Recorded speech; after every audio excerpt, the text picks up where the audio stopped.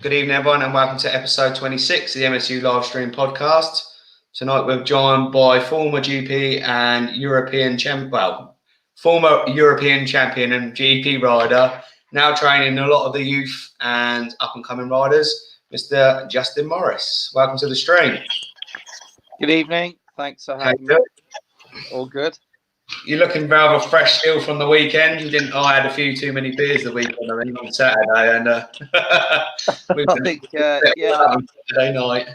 I think it's just quite an exciting thing for everyone to finally be getting out and being around other people, and an event like that just I think led to a bit of a celebration all around. Yeah. I don't think we're the only ones, to be honest. So I don't know how many people actually watch the race though. They're probably all nursing hangovers, if I'm honest. Yeah, I think the bar did really well anyway. If Steve didn't, yeah, nothing surprises me there.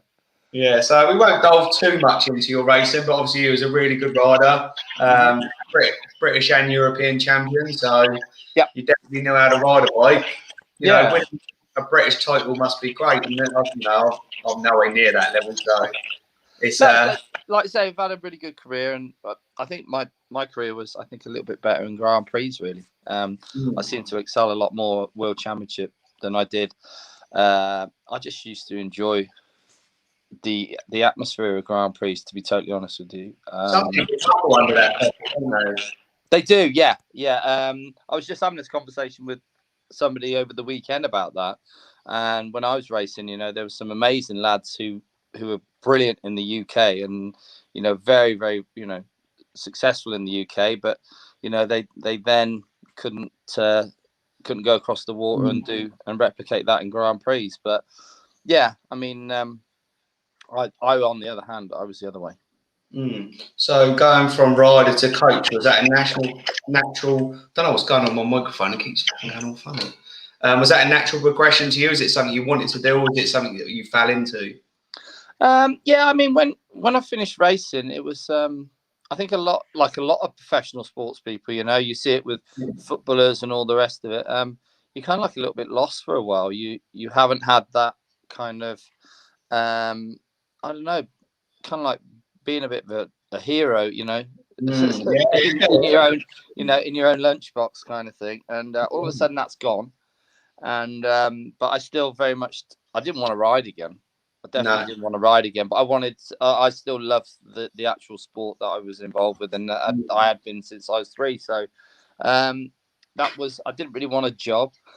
I did with getting up at 9 to 5, and I kind of like I had a few people ask me about some lessons and bits and bobs like that, and before I knew it, I was kind of like I was in deep, and I'm like, well, this is obviously this is where I'm going. Here we go then. This is the job. Yeah. Were you a good trainer when you were on the bike? Were you dedicated to your fitness and? I think that's debatable. I think a lot of people would always say that I try to burn the candle at both ends, which probably sometimes I did, but not to the extent of what people say. Really, I mean, for us, our races are 45 minutes, so to do 2 45-minute motos in somewhere like Venezuela or something, you couldn't be. You couldn't be just an average fitness level, So we worked bloody hard, really, really hard. Possibly, I think as well, to be totally honest, back then, I think a lot more, especially now, how things have advanced with training and physical training, and VO2 max testing and rest as well as everything else. I don't think we knew. I didn't have the finances to go in depth as far as all of that. I was just training because I did I went to Birmingham University, but it just wasn't as advanced then as it is now. And I think the likes of Everts and those guys that I was racing with at the time, that they had serious amounts of, doctors, and Stefan came with an army, and I think, like I try and put it across to my riders now that rest is equally as important as as training, you know. And sometimes I would just be training because I thought I had to, not because it was the right thing for me at the time. So I probably didn't get the balance exactly right. But I raced 13 years of World Grand Prix, and I raced for the biggest teams in the world and raced against, in my eyes, still the fastest riders in the world. So yeah, definitely the days of Everts and that were the fastest. Still to me this day for bikes and stuff. Some of the lads you're training now, obviously we're talking off there, like, what is going on with this microphone? It's annoying me. Is it crackly your end? No, it's not. It's a little bit, but it's fine. Yeah. So we'll go for a few of the guys that you help out now who have sort of started the season. Well, like probably for me, watching him ride around Canada Heights, and then Ike has been, you know, at the sharp end of the British this year, and he always been a good rider. But I don't know what's he done this season that just to bring that speed. And he's again, it's just down to understanding what it takes to be a professional racer, really. He's a kid at the end of the day. He's 17/18, and he just thought, you know, he could do everything like he used to when he was in an MX2 rider or whatever, you know, MXY2 or youth rider, and unfortunately you can't. And he tried to kind of like do that last year, if you like, picking and choosing different races, and you know, all of a sudden Ike is a real phenomenal talent, and he learns very, very quickly. So he came to me at the end of last year. He said, I just want to be as good as I can be for this year, you know. So I said, right, okay, so you know, I'll go down to Spain. I said, this is the deal, this is what we're doing, this is the program. And he's been great. He's got on it. He's never moaned once. If I say ride for 20 miles on your bicycle, he'll do 30, you know. He's one of those kids.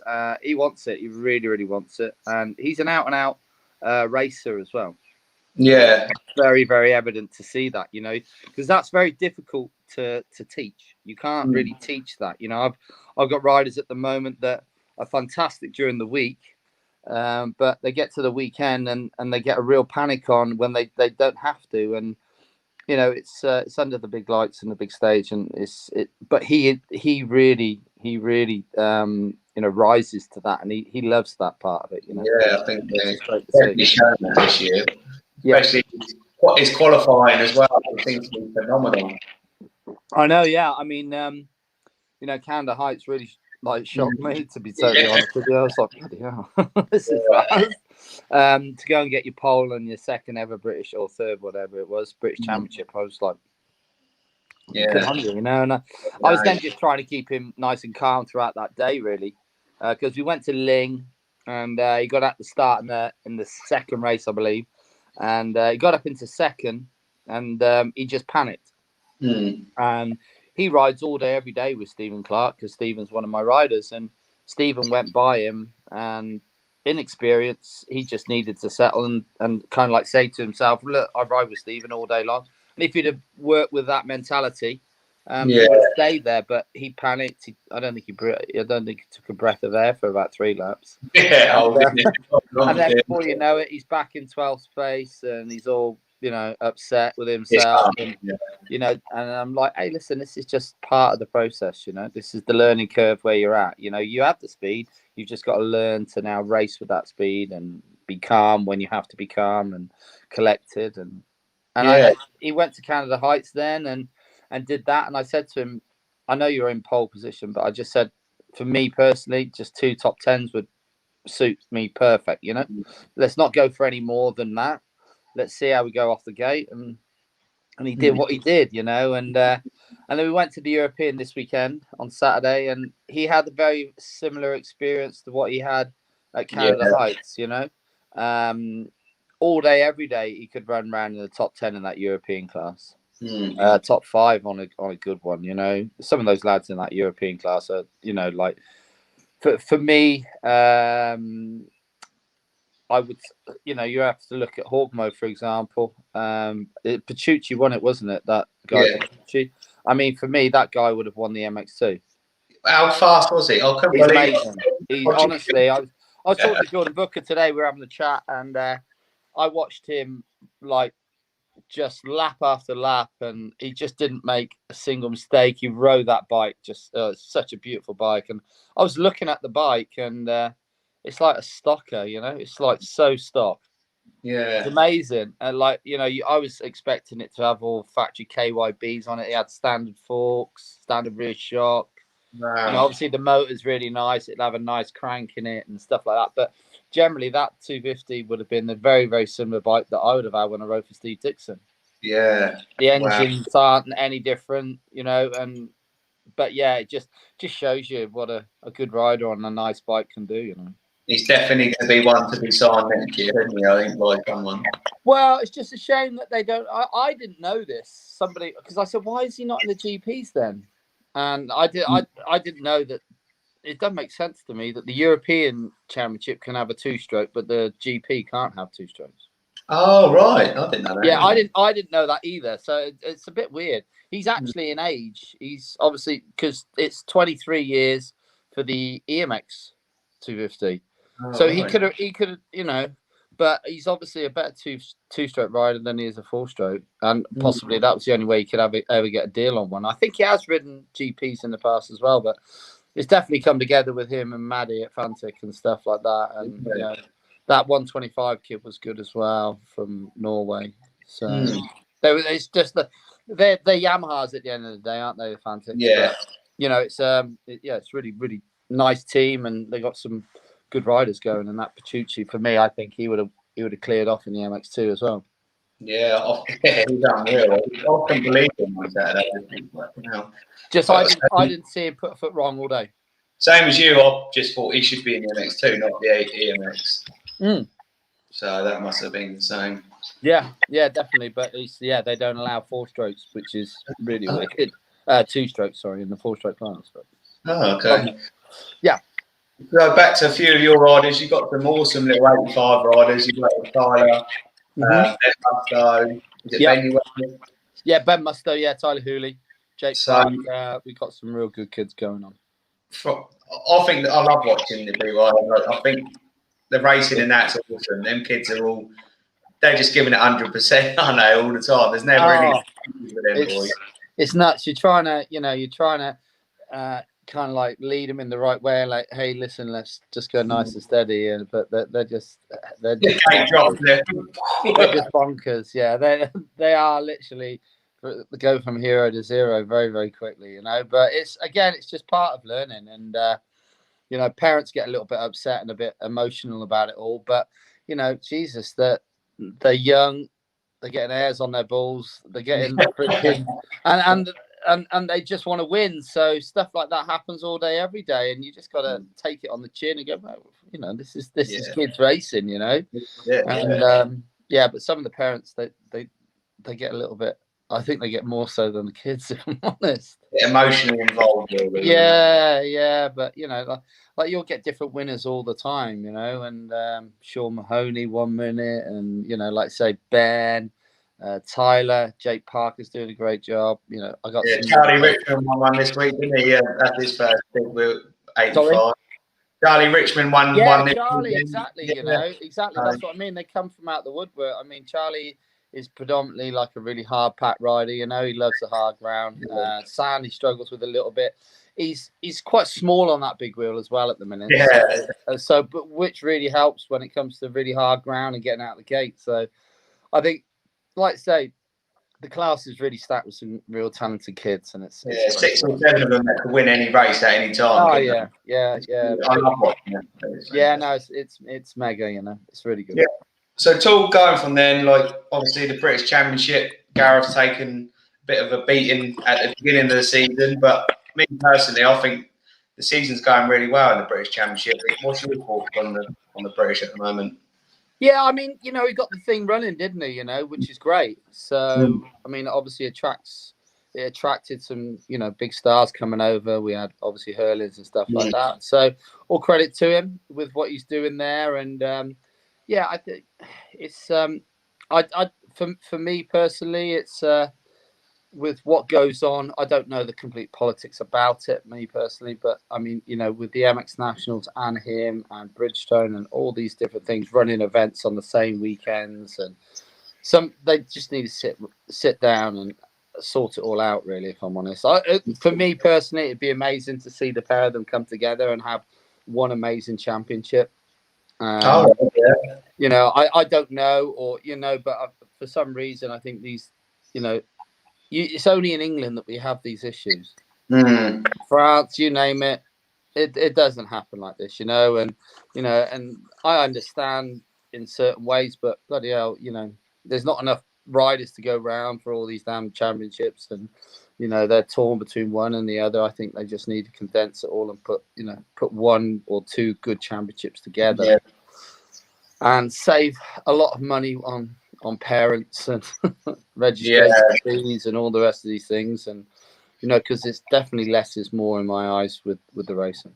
Because I don't think the FIM about much this year. They keep switching stuff about, so I don't think that's how Gareth has it in this year. No, I don't think it's the FIM's fault either, though, is it? I mean, it's we're in strange times, and it's very, very difficult to pin anything down at the minute, and the GP calendar, I dare say, will change again and again and again. I doubt, the likes of I don't know, Argentina and all those. I can't see all that happening really at the end of the year, but who knows? No, we'll just see how it goes. So, any lads that don't get the opportunity to work with people like yourself, have you got any little tips and tricks, nutrition, training that could help them? Like the kids moving up, should they be eating? Should they be training every day? Like you said, rest is important. Yeah, kids obviously.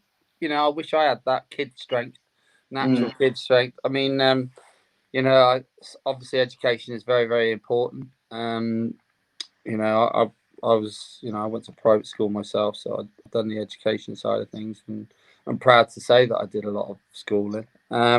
So yeah, I think as a young rider coming up through, I think it's about just still enjoying it as much as you can. If you can get a lesson now and then fantastic. Diet is, even with kids now, like the lads that I work with now, they're learning so much about, diet and all the rest of these things. And you are what you eat, even as a youngster, And so yeah, and regarding training, I mean, God, as kind of like kids of 10, 12s and stuff like that, I don't think they need to be doing that much, if I'm totally honest with you. They're out running around all day, every day. They're on their BMXs, mountain bikes, they're playing sports at school. It's not until you get to kind of like big wheels and, a little bit of training when it comes to that. And then obviously as you're getting up into the MXY2 and on the bigger bikes, then that's when it really kicks in then, Yeah, that's when if you sit down for too long, put on weight, don't you? Like when you get that age, you're not on the BMX anymore. You eat the wrong cheeseburger. Well, that's when the kid strength goes, That's when it goes. And yeah, it's I'm a PT as well, so I work a lot with the lads and on their nutrition and things like that. And yeah, it's I have this conversation with the lads I'm having it constantly, and they say I'm too nervous to eat on race days and things like that, So I'm always trying to get them to have kind of like nutrition smoothies, if you like, with all different bits and bobs, and just try and make it as palatable as possible, and getting the nutrition into them one way or another, and just keep them going throughout the weekend, Yeah, I see you get quite a bit of help from Rhino, the supplement side of things. Is that a must in racing now? Do you reckon that really does help? Yeah, I mean, I'm lucky enough that I raced with Ryan for a few years when he raced over the GPs. We ended up being quite good friends, and he's a coach, I'm a coach, and we're always, back and forth with, talking about different techniques and stuff like that. And he supplies me with all the Rhino Power stuff, which is great. But I mean, yeah, hydration is massively important. You're burning so many calories. I mean, the lads on a day you can easily burn 3,000 to 4,000 calories on a day. Yeah. So it's So diet is really, really important through that day. Good breakfast, like say protein shakes, hydration, carb drinks in with your hydration. Like say Rhino Power, for me, is the best product out there because it really ticks all the boxes for what we want for motocross. You know, it's not only the nutrition, the drink side of things. He's got, you know, the recovery pills and, you know, motivation, etc., etc. So, you know, I really, you know, I couldn't recommend Rhino enough.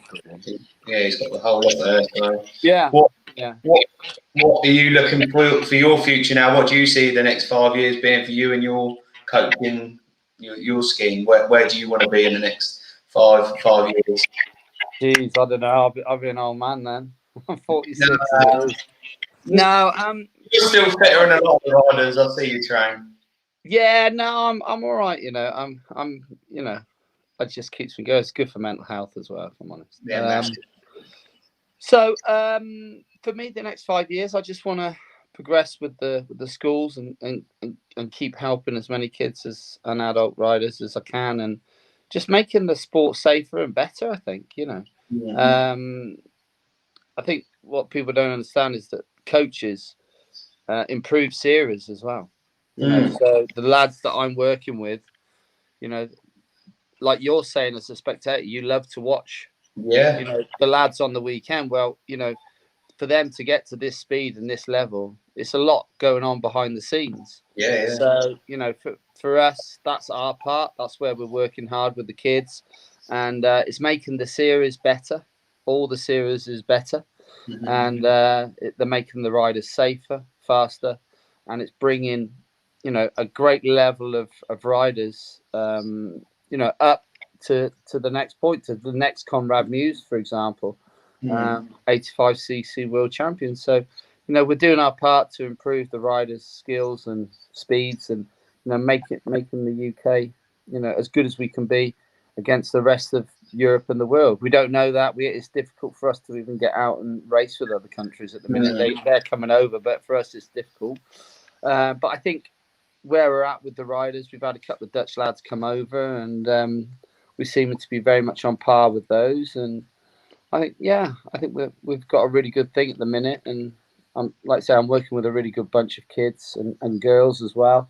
And you know, we're going in the right direction. I'm proud of their progression, and I love my job, and I think that's I don't want to be going anywhere else in the next 5 years, and you know, I just want to keep doing what we're doing.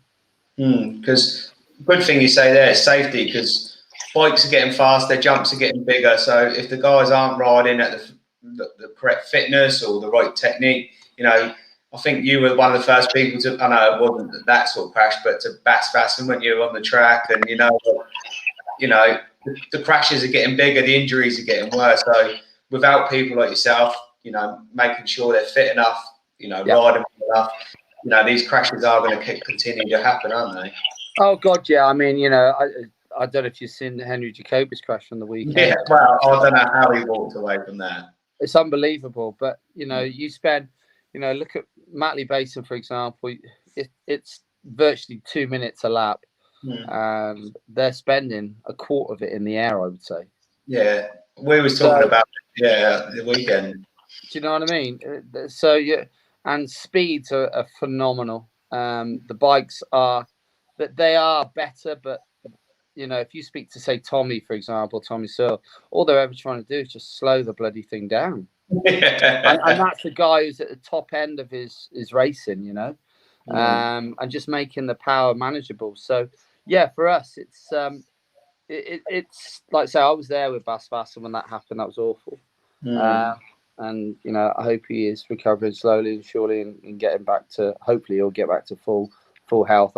I believe that's him done as in racing. I don't think that's going to happen anymore. No, which is a real crying shame. But you know, it's the main thing is just his health, really. But yeah, I mean, we're seeing injuries a lot more, and like I say, the tracks, they own themselves to go that way as well, because they're spectacularly large with jumps and things like that. And you put you put big air and big speeds involved, then you're going to have, unfortunately, you're going to have some, not just with the adults, but with the kids as well. You know, it's these kids are going so fast now.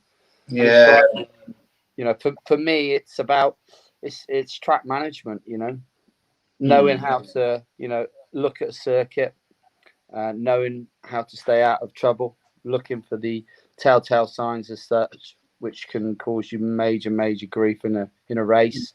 And like you say, you know, if they're not in great shape physically, then you know that can then rub off onto big crashes happening. They're tired, they don't want to give up, but unfortunately, you know, the body can't and the brain can't work as quick as what it was at the beginning of the race. So it's an overall thing, and you know, it's a big responsibility as a coach to make sure that the lads are as good as they can be, you know, and you give them all the tools to work with, and hopefully they can keep going with that during the week, you know.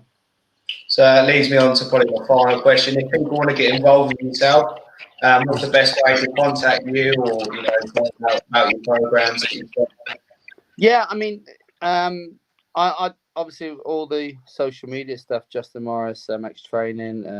That's my website as well, justinmorrismxtraining.com. And yeah, just Drop me a message. I have got my phone number. I don't know if we can put it out there. I don't leave that off. We will leave that one. But yeah, email justinmorris75@mac.com. Have you still got availability? Yeah, definitely. You know, because I do all sorts of different things for coaching. So I you know, I take part in. Most of my riders are on the RDP, which is the Rider Development Program, which is a 12-month program. So that's a separate thing where, you know, that's the full commitment for the year. It's the cheapest way of doing coaching if you're consistently wanting to be out and about coaching every week. But yeah, I mean, I do all sorts of individual lessons out of that side as well. So one-to-ones, group days, everything like that. So yeah, there's loads of options out there. And like I say, just if you're interested, just, you know, drop me a line and I'll definitely get back to you. Right, we appreciate you coming on tonight. Thanks for chatting with us. I know you told me to keep it quite sweet because you said Love Island's on and you got to get off to watch that. So sure. Appreciate you don't say anything. Thanks for coming. I'm going to see out the first one's light, you know, and then I'll make up my mind from there on in. I know loads of the riders watch it. It's quite funny. I remember, you know, when I was working with Ben Watson, he was absolutely obsessed with it. So I know he'll be watching. The body for it, Ben. Sorry? I don't think Ben's quite got the body for it. He's too long, skinny, isn't he, Ben? No, but he bloody loves it. Lads don't watch it for the blokes; they watch it for the women. We know this, so I don't think he's worried about being on it. I think he's just Hopefully, I'll catch you at the next British and we'll say hello. But again, thanks for coming on tonight, and we'll catch up with you soon. Perfect. Thanks for having me. Thanks, Justin. See ya. Bye bye. So if any of you guys do want to get involved with Justin's program, catch him on social media or on his website. I was on his website earlier. It's pretty good and pretty easy to navigate through. Hope you enjoyed that one, and hopefully I'll wait till I've got it confirmed when the next podcast will be. Hope everyone had a good time at Matley. I sure did. As you can, you know, my face is still quite red now, I think, from the amount of beers we drank. Hope you all had a good one, and we will catch you soon. See ya.